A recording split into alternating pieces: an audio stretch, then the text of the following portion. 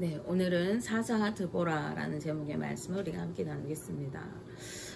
사사시대 하면은요, 혼란과 혼돈의 시대였고, 이스라엘의 반역과 이방 민족을 통한 하나님의 징계, 그리고 또 고통 가운데서 울부짖어 기도하는 이스라엘 백성들과 또 그들을 위해 구원자인 사사들을 세우셔서 구원하시는 역사가 반복적으로 등장하고 있다는 것을 우리가 알 수가 있습니다.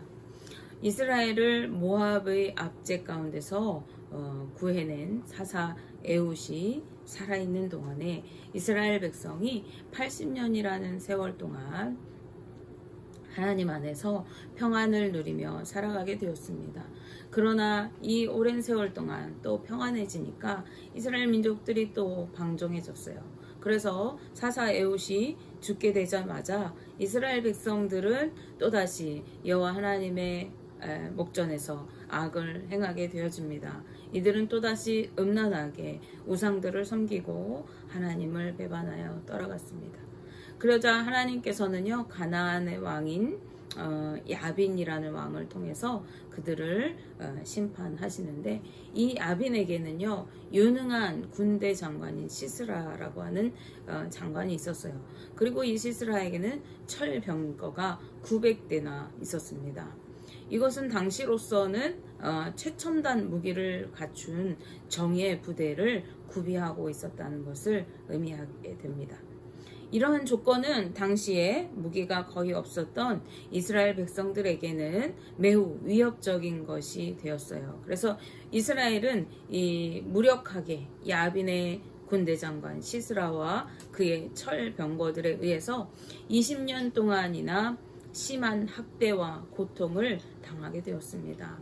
물론 이것은 하나님께서 이스라엘을 징계하시는 그러한 심판의 도구였던 것이죠.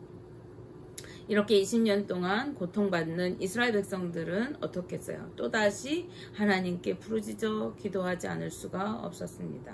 그리고 하나님께서는 애타게 부르짖어 기도하는 이 이스라엘 백성들을 또다시 외면할 수가 없으셨어요. 그래서 에브라임 집 사람인 랍비도시라고 하는 사람의 아내인 드보라를 사사로 세우시게 되어집니다. 이 사사 드보라는요, 에브라임 산지에 위치한 라마와 베델 사이에 있는 종려나무 아래에 머물렀다. 성경이 이렇게 말하고 있습니다. 아마 그 종려나무 아래 이 드보라가 산 것은 아니고, 이 종려나무 아래에서 드보라가 이렇게 자리를 펴고 있으면 이스라엘 백성들이 재판을 받기 위해서 자주 이 드보라를 찾아왔던 것으로 보여져요. 이것은 그녀가 하나님께서 세우신 재판관으로 이미 백성들에게 인정을 받고 있었다는 것을 의미하는 것입니다. 또 그녀에게는 하나님께서 주신 특별한 지혜와 어떤 리더십 같은 것이 있었다는 것을 보여주는 것이라고 하겠습니다. 당시에 여성은 그 숫자를 헤아리는데도 들지 못했던 그러한 시대에 이것은 아주 파격적인 사건이라고 할 수가 있겠죠. 어느 날 드보라는요, 납달리 지파에 거주하는 게데스 지역에 살고 있는 바락이라고 하는 장수를 불러서 하나님의 명령을 그에게 전달해 줍니다. 즉 납달리 자손과 스불론 자손 중에서 전쟁에 나갈 만한 사람 10,000명을 뽑아서 이제 그들을 데리고 다볼산으로 전쟁을 하기 위해서 올라가라고 명령하시는 것입니다. 하나님께서 친히 그곳에서 가나안의 군대 장관인 시스라와 또 그의 철병거들을, 그리고 그가 거느리고 있는 온 무리를 치도록 이 바락에게 넘겨주겠다, 이렇게 말씀하신 것이죠. 사사기 4장 6절 끝부분에서 7절 말씀 보실게요. 너는 납달리 자손과 스불론 자손 10,000명을 거느리고 다볼산으로 가라. 내가 야빈의 군대 장관 시스라와 그의 병거들과 그의 무리를 기손강으로 이끌어 내게 이르게 하고 그를 내 손에 넘겨주리라 하셨느니라 라고 말씀하고 있습니다. 바락이 이 말씀을 듣고 예, 가겠습니다, 이렇게 선뜻 대답하지 못하고 망설이게 되어집니다. 그도 그럴 것이 비록 1만 명의 군대를 모은다고는 하지만 이 군대는 잘 이렇게 훈련된 군대가 아니죠. 그냥 이 백성들 가운데서 전쟁에 나갈 만한 사람들을 모은다는 거예요. 그렇지만 이 이스라엘 민족들에게는 무기도 변변하게 제대로 갖추지 못하고 있는 상태였겠죠. 20년 동안 이 가나안의 야빈 왕에게 이렇게 압제를 당하고 있었기 때문에 그렇습니다. 그런데 이 막강한 군사력을 가진 군대를 거느린 가나안 군대와 나가서 맞서 싸우라고 하는 일이죠. 이것은 생명을 거는 그러한 위험한 전쟁이 아닐 수가 없어요. 그래서 인간의 눈으로 볼 때는 패배가 불보듯 뻔한 그러한 전쟁인 것이죠. 그래서 이 바락 말고도 이스라엘 백성들이 선뜻 이 전쟁에 나가려고 하지 않았을 것으로 보여져요. 그래서 이 바락이 순종해서 전쟁에 나가는 것을 내가 나가기는 나가겠지만 사사인 드보라 당신이 나와 함께 동행해야만 내가 가겠습니다. 이렇게 조건을 제시하게 됩니다. 그래서 이제 이 바락 장군과 사사 드보라가 함께 모아온 1만 명 군대를 거느리고 다볼산으로 올라가게 되었어요. 그러나 하나님을 온전히 믿지 못하고 두려워서 이렇게 망설였던 이 바락은요, 전쟁이 승리를 거두겠다고 하나님 약속하셨으니까 반드시 승리를 거두긴 하겠죠. 그렇지만 이 전쟁의 공로가 이 바락에게 돌아가는 것이 아니라 한낱 여인인 야일이라고 하는 여인에게로 돌아가게 되어집니다.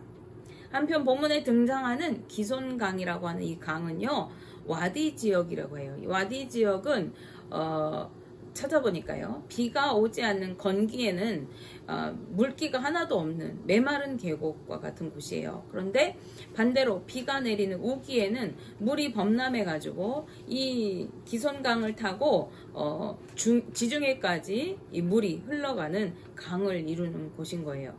그래서 이 건기에는 이곳을 사람들이 마른 땅을 지나는 것 같이 지나갈 수 있지만 우기에는 건널 수가 없는 그러한 땅인 것이죠. 그런데 당시에는요, 건기였던 것으로 보여집니다. 그래서 이 바락이 다볼산으로 사람들을 몰고 올라간다는 소식을 듣게 되자 이 시스라가 곧바로 철병거 900대 그리고 온 군대를 모아가지고 모든 백성을 거느린 채로 기손강으로 나아갔다. 이렇게 성경이 말합니다. 이 기손강으로 나아갔는데, 그런데 이 전쟁은 하나님께서 이미 승리를 예고하신 전쟁이었죠. 따라서 하나님께서는요, 바락이 나가서 싸우기 앞서서 하나님께서 먼저 행하셨어요. 그래서 사사기 4장 15절 말씀을 보시면 여호와께서 바락 앞에서 시스라와 그의 모든 병거와 그의 온 군대를 칼날로 혼란에 빠지게 하시매 시스라가 병거에서 내려 걸어서 도망한지라 라고 말씀합니다. 도망가는데 병거에서 내려서 도망갔대요. 병거를 타고 막 달려가는 것이 더 빠를 텐데 왜 내려서 걸어서 도망을 갔을까? 이렇게 설명한 것으로 보아서 이 기손강에서 병거를 제대로 움직일 수가 없었던 것으로 보여지죠. 주석에 따르면요, 하나님께서 당시 이 지역에 비를 내리셔서 폭우를 내리셔서 기손 강바닥이 질척질척한 진펄이 되게 하셔서, 그래서 이 병거 바퀴가 진흙에 빠져서 제대로 굴러가지 못하게 하셨다는 거예요. 그래서 제대로 굴러갈 수가 없으니까 도망갈 수가 없었죠. 그래서 이 시스라가 자신의 최고 군사 장비인 이 병거를 과감히 버리고 걸어서 도망할 수밖에 없었던 것이죠. 그래서 이 바락이 그의 군대를, 이제 시스라의 온 군대를 추격해서 하로셋 하고임이라고 하는 그곳에 이제 막 달려가서 쫓아가서 본 거예요. 그랬더니 시스라의 온 군대가 다 칼에 엎드러져 죽고 한 사람도 남지를 않았다는 거예요. 바락이 전쟁하러 나갔는데 전쟁을 했을까요? 안 했을까요? 전쟁을 할 수가 없어요. 다 죽었기 때문에. 그런 상황인데 이 도망한 시스라, 혼자 목숨을 건져서 도망한 시스라는 당시에 가나안 왕 야빈과 평화 조약을 맺었던가 봐요. 그래서 친분이 있었던 헤벨이라고 하는 사람의 집으로 이제 몸을 숨기게 되어집니다. 그리고 그의 헤벨의 아내인 야일이라고 하는 여인에게 자신의 생명과 안전을 부탁하게 되어져요. 누가 여기 사람이 왔냐고 하면은 없다고 해라, 이렇게 숨겨달라는 거예요. 걸어서 도망하였다고 번역되어 있기는 하지만 아마도 이 도망하는 신세였던 시스라가 천천히 걸어서 도망을 갔을 리가 없죠. 혼신의 힘을 다해서 다른 박질했을 것으로 보여집니다. 그렇게 도망을 하느라고 이제 이 시스라가 몹시 지쳐 있었어요. 그래서 야일에게 내가 목이 마르니까 물을 한 잔 다오, 이렇게 부탁합니다. 그러니까 야일이 좋은 우유를 내어다가 한 잔 이렇게 내어줍니다. 그 우유를 벌컥벌컥 마시고 난 다음에 목을 축인 후에 그대로 이 시스라가 깊은 잠에 빠져들고 말았대요. 전쟁 중이었는데 장수가 숨어서 깊은 잠을 잘 수가 있을까요? 근데 얼마나 피곤했으면 깊이 잠이 들어버렸대요. 높은 전략과 막강한 무기를 들고 전장에 나아갔던 시스라였지만 지금은 지치고 초라한 모습으로 당시 사회에서 인정받지도 못하던 여인의 손에 자신의 생명을 맡긴 채로 잠들어 버렸던 것이에요. 야일은요, 이 잠들어 있는 시스라를 장막을 이렇게 박을 때 박는 말뚝과 방망이를 가지고 가서 깊이 잠든 시스라의 관자놀이에 그 말뚝을 박아버립니다. 그래서 이 시스라를 죽여버려요. 그리고 그를 쫓고 있던 바락에게 이제 와서 봐라, 네가 쫓고 있는 사람이, 당신이 쫓고 있는 사람이 여기 있습니다. 이렇게 그 시스라의 죽음을 알려줍니다. 이날의 가나안 왕 야빈은요, 결국 전쟁에 패하게 되고 가나안 땅은 점점 눌림을 당하고 마침내 진멸하게 되었다, 이렇게 성경이 말합니다. 그리고 이어지는 사사기 5장 말씀에는요, 이 전쟁을 승리로 이끌어 주신 하나님께 대한 드보라의 감사 찬송시가 이어지고 있습니다.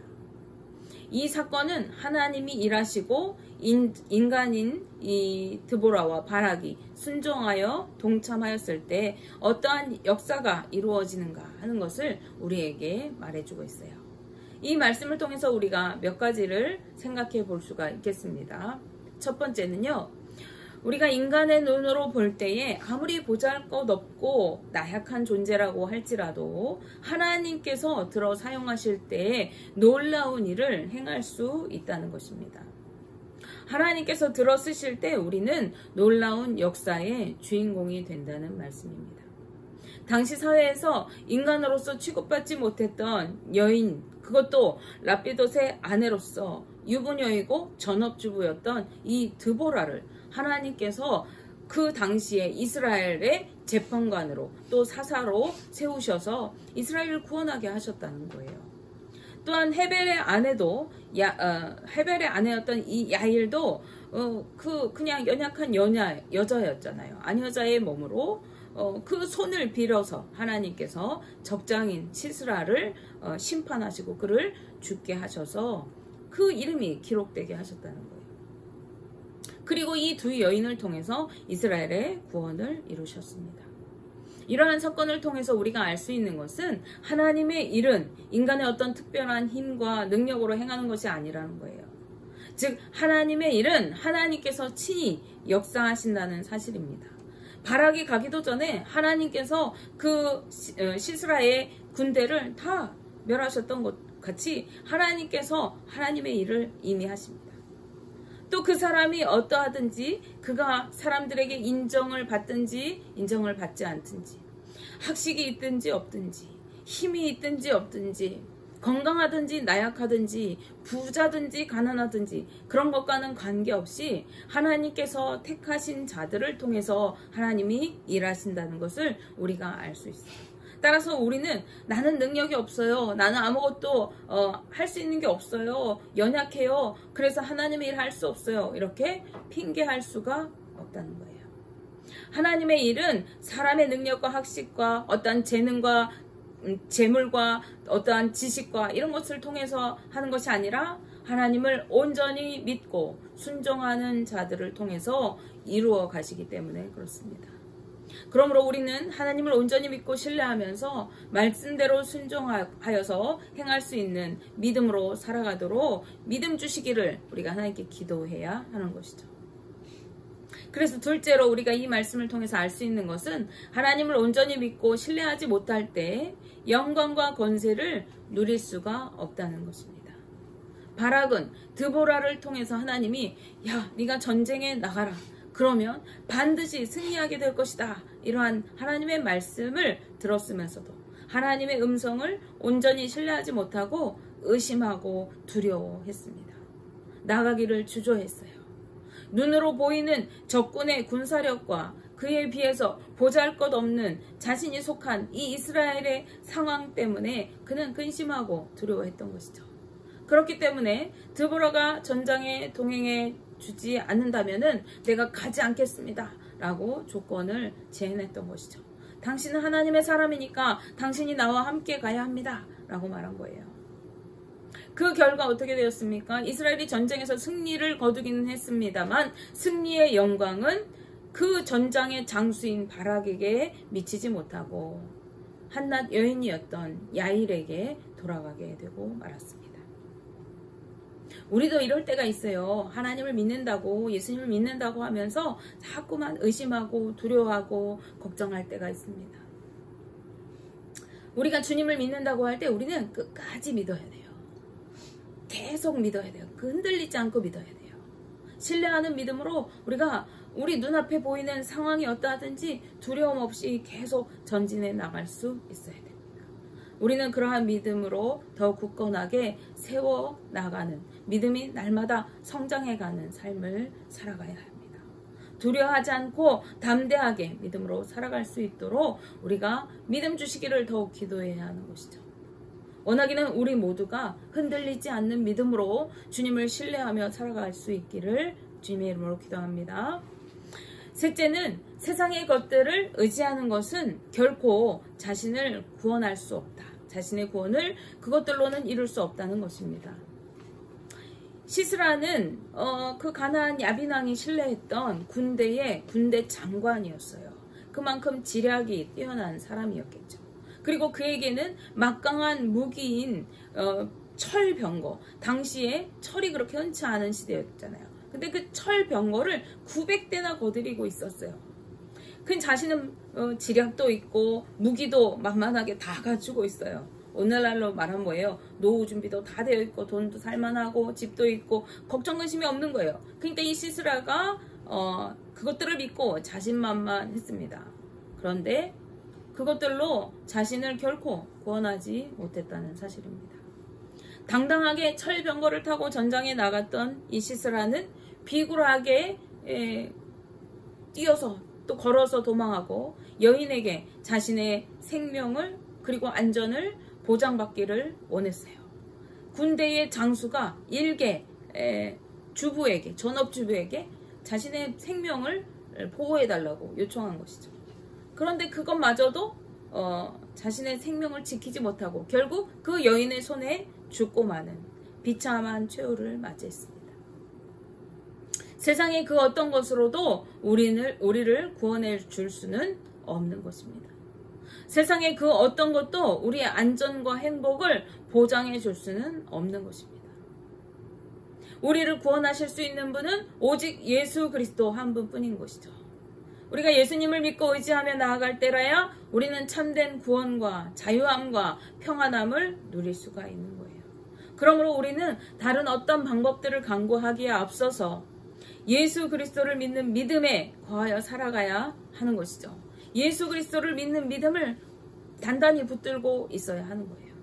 그럴 때 우리에게 필요한 모든 것을 채워주시는 분이 누구세요? 바로 우리 하나님 아버지, 우리 주님이 되시는 것입니다. 그렇기 때문에 예수님께서는 마태복음 6장 33절 말씀에 뭐라고 하셨어요? 그런즉 너희는 먼저 그의 나라와 의를 구하라. 그리하면 이 모든 것을 너희에게 더하시리라 라고 말씀하셨어요.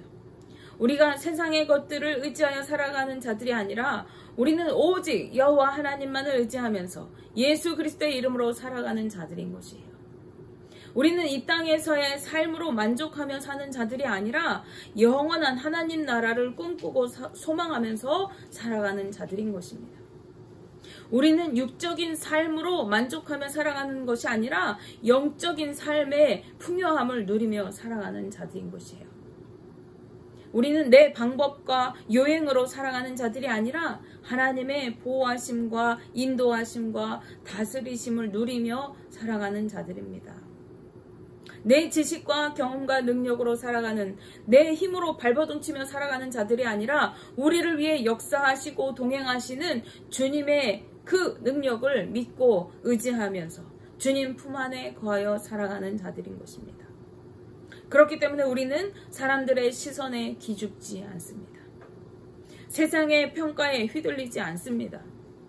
하나님께서 인정해 주시고 함께 해주시는 능력으로 살아가는 자들이기 때문에 그것을 믿고 믿음으로 담대히 살아가고 당당하게 세상을 향해 나아가야 하는 자들인 것입니다. 비록 나는 스스로 아무것도 아닌 것 같아요. 실제로 아무것도 아닐지도 몰라요. 나는 연약하고 가난하고 비천하고 가진 것도 없고. 그런데 하나님은요, 연약한 자를 들어서, 가난한 자를 들어서, 비천한 자를 들어서, 강한 자들을, 부한 자들을, 잘났다고 지식이 있다고 떠들어대는 자들을 부끄럽게 하시고 그들 앞에 세우시는 분이신 것을 기억해야 해요. 근데 그분이 누굽니까? 그분이 우리의 아버지시고 우리의 하나님 되시는 분이십니다. 우리는 이 사실을 기억하며 살아가야 합니다. 이것을 절대로 잊어서는 안 돼요. 원하기는 우리 모두가 내 힘과 능력으로가 아니라 하나님의 능력과 지혜로 살아가게 되시고, 또 세상의 것을 신뢰하면서 사는 것이 아니라 오직 예수 그리스도를 믿고 의지하면서 말씀대로 순종하여 살아가고 하나님의 역사의 주인공들로 살아가게 되시기를 주님의 이름으로 축복하며 기도합니다. 기도하겠습니다.